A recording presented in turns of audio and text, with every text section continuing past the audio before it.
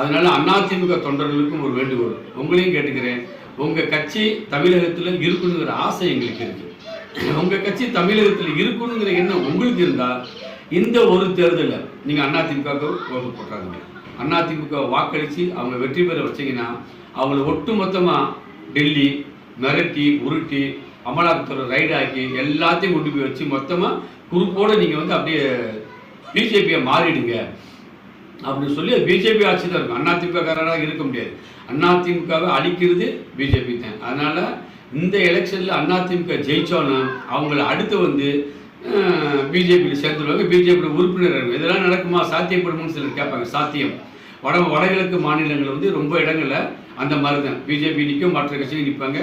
பிஜேபியில் ஒரு சீட்டு கூட வராது. மற்ற கட்சிக்காரங்க 27 30 பேர் வந்திருப்போம். மொத்தமாக கூப்பிட்டு பிஜேபியில் சேர்ந்து உன் தலைமையில் ஆட்சி நடக்கும். ஆனால் பிஜேபியில் சேர்ந்து பிஜேபி கட்சி ஆட்சி நடத்தும், நீ தான் சிஎம் அப்படின்னு சொல்லிட்டு அந்த மாதிரி செஞ்சது பல உதாரணங்களை நம்ம பார்த்துருக்கோம். ஒரு மாநிலங்களுக்கு எத்தனையோ மாநிலம் நடந்திருக்கு. இது பிஜேபியுடைய அஜெண்டா. அதனால் இந்த கேஸை வச்சு ஆளுங்கட்சியினரையும் எதிர்கட்சியினரையும் மிரட்டி உருட்டி தன்னுடைய காரியங்களை சாதிக்கிறாங்க. அவர்கள் மிரட்டலும் உருட்டலும் முத்துவேல் கருணாநிதி ஸ்டாலின் மட்டும் செல்லுபடியாகாத காரணத்தால் அவங்களுக்கு மிரட்டல் உடனே ஒன்று, காங்கிரஸை கழட்டி விட்டுருங்க, நீ எப்படினாலும் செஞ்சுக்கோ. இந்த கண்டிஷனுக்கு அவர் போடல. காங்கிரஸே எங்களுக்கு கூட்டணி கட்சிங்கிற அடிப்படையில் அனைத்து கூட்டணி கட்சிகளும் அரவணைத்துக் கொண்டு இந்த எலெக்ஷனில் நிற்கிறாரு. அதே நேரத்தில் இந்த தேர்தலுக்கு இல்லை, கடந்த 5 வருட காலங்களில் அவர் ஆட்சி செய்த முறைகள் திருப்தியான முறை. அது திருப்தியான முறை முஸ்லீம்களுக்கு திருப்தியான முறைன்னு சொல்ல வர, ஒட்டுமொத்த தமிழர்களுக்கு திருப்தியான முறை, நல்ல முறையில் ஆட்சி செஞ்சார். எலெக்ஷனை பொறுத்த வரைக்கும் ஒட்டுமொத்த இஸ்லாமிய இயக்கங்கள், கருத்து வேறுபாடு உள்ள இஸ்லாமிய இயக்கங்கள் கூட இன்னைக்கு திமுகவை ஆதரிக்கிறாங்கன்னா சும்மா கிடையாது. எல்லாத்துக்கும் ஒரு காரணம் இருக்கு.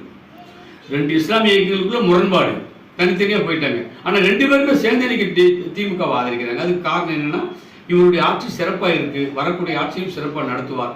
நம்மளை இஸ்லாமியர்களை இவருக்கு ஒன்றும் நம்ம இஸ்லாமியர்களுக்கு செய்யணுங்கிற அவசியம் கிடையாதுங்க. இஸ்லாமியர்களுக்கு தொந்தரவு இல்லாமல் இருந்தால் போதும். அவங்க சம்பாத்தியம் அவங்க நிம்மதியாக போடுவாங்க.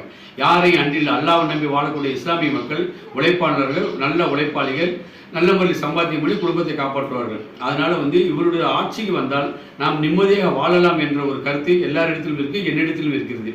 அதற்காகவே எல்லா இஸ்லாமிய மக்களும் இந்த முறை திராவிட முன்னேற்ற கழகத்தை ஆதரியுங்கள்.